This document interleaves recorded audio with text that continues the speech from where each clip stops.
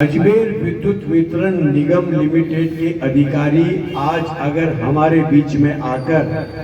संसाधन बढ़ाने का आश्वासन लिखित में, स्मार्ट मीटर के लगाने के आदेश को रोकने का आदेश लिखित में अगर नहीं देते हैं तो मुख्यमंत्री महोदय का जो 20 तारीख का प्रस्तावित कार्यक्रम है, हम पुरजोर शब्दों में अपनी उपस्थिति वहां भी दर्ज करवाएंगे और फिर हम यह शिकायत नहीं सुनेंगे कि हमारे से बात करनी चाहिए थी। हम 4 दिनों से चीख कर ये बात कह रहे हैं, सोशल मीडिया पर चल रही है, आप खुद लोगों के फोन हमारे पास में आ चुके हैं कि हम क्या कर सकते हैं, हम आपको बता चुके हैं। आज अगर हमारी मांगे लिखित आश्वासन के साथ में पूरी नहीं होती है, स्मार्ट मीटर योजना को बंद करने की और मेड़ता के विद्युत संसाधन बढ़ाने की, हमें ट्रांसफार्मर नहीं चाहिए, हमें केबल नहीं चाहिए, हमें एफआरटी टीम पूरी की पूरी नहीं चाहिए और ये सारी नवीनीकरण के बाद में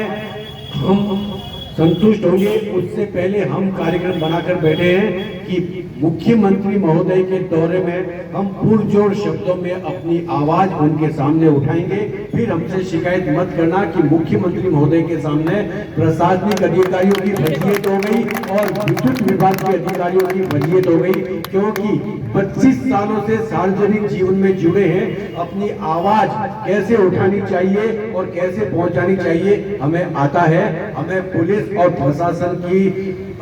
निर्देश की या उनके आदेश की या उनकी आज्ञा की पालना करने की आवश्यकता नहीं है। सीएम टीम के नंबर हमारे पास में भी है और हम प्रत्यक्ष फोन करके उनको कहेंगे कि हम इस तरह का विरोध प्रदर्शन, हमारी जो मूलभूत आवश्यकताएं हैं पानी और बिजली की, वो आपके सामने रखेंगे और जिस भाषा में रखेंगे वो आपको सुननी पड़ेगी, क्योंकि हम स्थानीय अधिकारियों से चीख कर ये बात कह सकें कि मेड़ता तक लाइट आई हुई है लेकिन हमारे मोहल्ले और हमारे वार्ड और हमारे लोग बिना बिजली के बैठे हैं। चलो ग्रिड फेल होता है, समूचे उत्तर भारत की लाइट जाती है, समूचे दक्षिण भारत की लाइट जाती है, रेलें बीच में रुक जाती है, सारा कारोबार ठप हो जाता है, मगर मेड़ता की सरहद में, मेड़ता की बिजली घर में लाइट उपलब्ध है और तुम्हारे घटिया संसाधनों की वजह से तार पिघल रहे हैं, ट्रांसफार्मर उड़ रहे हैं, कंडक्टर खराब हो रहे हैं, उसका खामियाजा हम आवश्यक शुल्क देने के बावजूद भी क्यों भुगते?